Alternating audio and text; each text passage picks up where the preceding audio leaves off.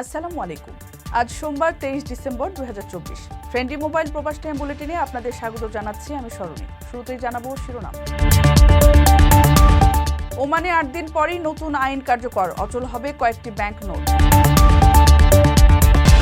রেমিট্যান্সে খেল দেখাচ্ছেন প্রবাসীরা, ডিসেম্বরে হতে পারে নতুন রেকর্ড। অনলাইনে ভয়াবহ প্রতারণা, ইতালি প্রবাসীদের সতর্ক করল দূতাবাস। পর্তুগালের বাঙালি অধ্যুষিত এলাকায় বিরল পুলিশি অভিযান, সমালোচনার ঝড়। প্রবাসী হামজায় মেতেছে বাংলাদেশ, শিগগির গায়ে উঠবে লাল সবুজের জার্সি। দর্শক দেখছিলেন শিরোনাম, এবারে পুরো খবর। ওমানের সেরা রেট দিচ্ছে বাংলাদেশি প্রতিষ্ঠান গালফ এক্সচেঞ্জ। প্রিয়জনকে টাকা পাঠাতে আজই আসুন আমাদের যে কোনো ব্রাঞ্চে অথবা কল করুন স্ক্রিনে দেয়া নাম্বারে। গালফ এক্সচেঞ্জ, বাংলাদেশিদের প্রিয় এক্সচেঞ্জ। আর মাত্র 8 দিন, এরপরই চলতি বছরের জানুয়ারিতে নেওয়া ওমানের একটি গুরুত্বপূর্ণ সিদ্ধান্ত কার্যকর হতে যাচ্ছে।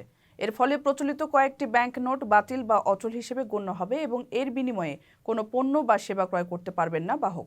বাতিল হওয়া ব্যাংক নোটগুলো জমা দিতে হবে আগামী 31 ডিসেম্বরের মধ্যে। এরপর এগুলো আর জমা নেওয়া হবে না।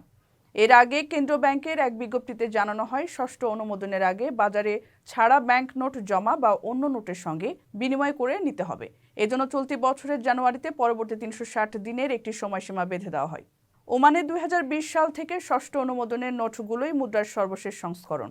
এর আগের নোট অর্থাৎ 1995 সালের পঞ্চম ইস্যু, 2000 সালের আপগ্রেডেড ইস্যু, 2005 সালের 1 রিয়ালের স্মারক নোট, 2010 সালের 20 রিয়ালের স্মারক নোট, 2011 ও 12 সালের আপগ্রেডেড ইস্যু এবং 2019 সালের 1 রিয়ালের স্মারক নোট ও 50 রিয়ালের আপগ্রেডেড ইস্যুর নোট এই নির্দেশনার আওতায় পড়বে।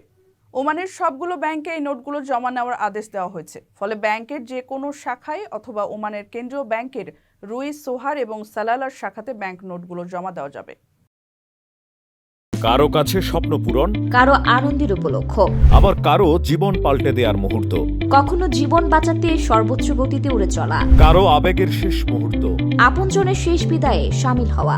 এমন সব ইচ্ছে পূরণে সর্বনিম্ন ভাড়ায় দ্রুত গতির বাহন প্রবাসীর হেলিকপ্টার। আপনার প্রয়োজনে যোগাযোগ করুন আমাদের হটলাইনে।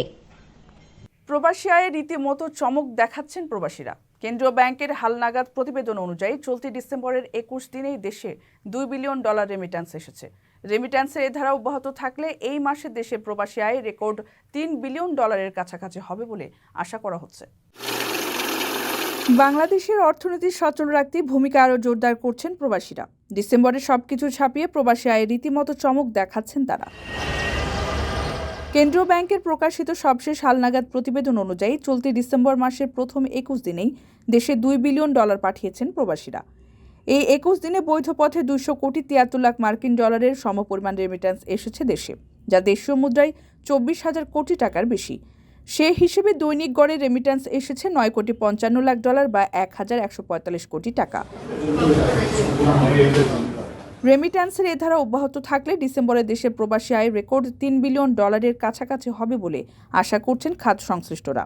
কেন্দ্রীয় ব্যাংকের তথ্য বলছে, ডিসেম্বর মাসের প্রথম 21 দিনে রাষ্ট্রায়ত্ত ব্যাংকগুলোর মাধ্যমে রেমিট্যান্স এসেছে $61 কোটি 31 লাখ, বিশেষায়িত একটি ব্যাংকের মাধ্যমে $7 কোটি 73 লাখ মার্কিন ডলার, বেসরকারি ব্যাংকগুলোর মাধ্যমে $131 কোটি 16 লাখ এবং বিদেশি ব্যাংকগুলোর মাধ্যমে এসেছে $51 লাখ 60 হাজার মার্কিন ডলার।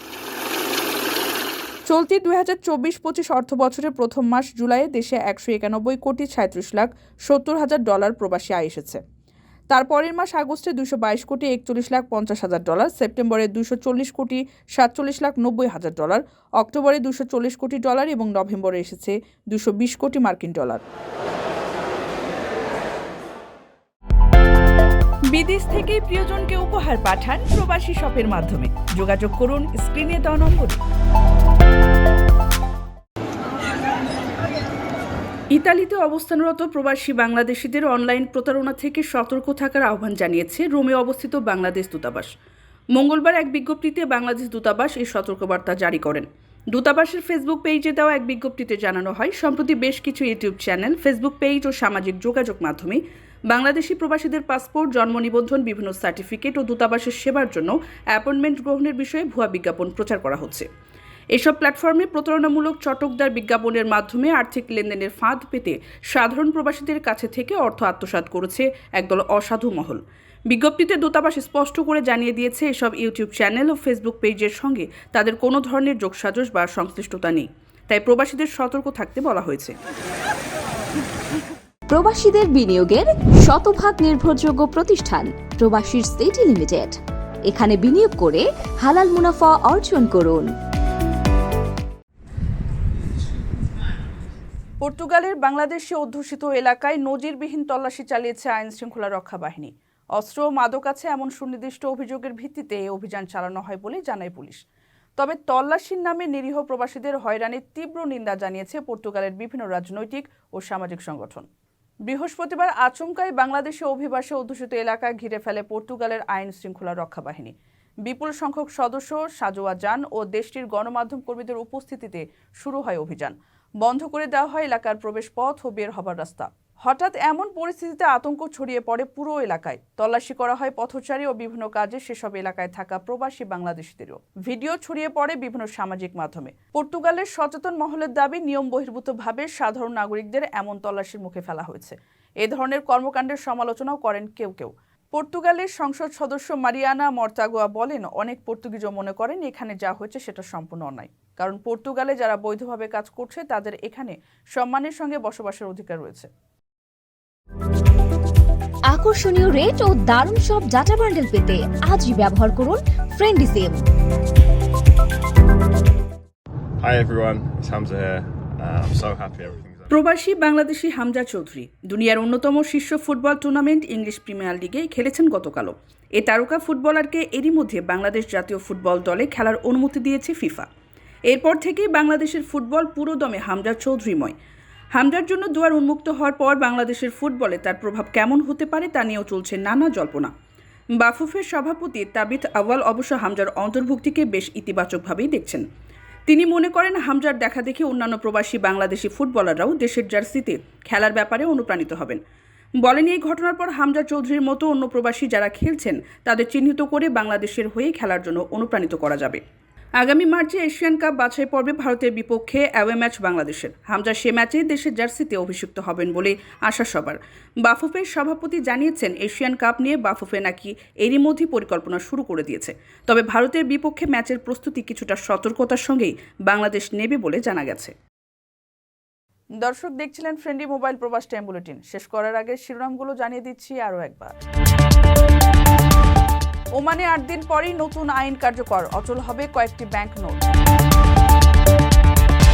রেমিট্যান্সে খেল দেখাচ্ছেন প্রবাসীরা, ডিসেম্বরে হতে পারে নতুন রেকর্ড। অনলাইনে ভয়াবহ প্রতারণা, ইতালি প্রবাসীদের সতর্ক করল দূতাবাস। পর্তুগালের বাঙালি অধ্যুষিত এলাকায় বিরল পুলিশি অভিযান, সমালোচনার ঝড়। প্রবাসী হামজায় মেতেছে বাংলাদেশ, শিগগির গায়ে উঠবে লাল সবুজের জার্সি। এই ছিল ফ্রেন্ডলি মোবাইল প্রবাস টাইম বুলেটিনের আজকের আয়োজনে। প্রবাসের সর্বশেষ সংবাদ পেতে ভিজিট করুন www.probastime.net। সাবস্ক্রাইব করুন আমাদের ইউটিউব চ্যানেল এবং চোখ রাখুন ফেসবুক পেজে। পরবর্তী বুলেটিন দেখার আমন্ত্রণ জানিয়ে আজকের মতো বিদায় নিচ্ছি আমি সরণী। সে পর্যন্ত সবাই ভালো থাকবেন এবং নিরাপদে থাকবেন। আল্লাহ হাফিজ।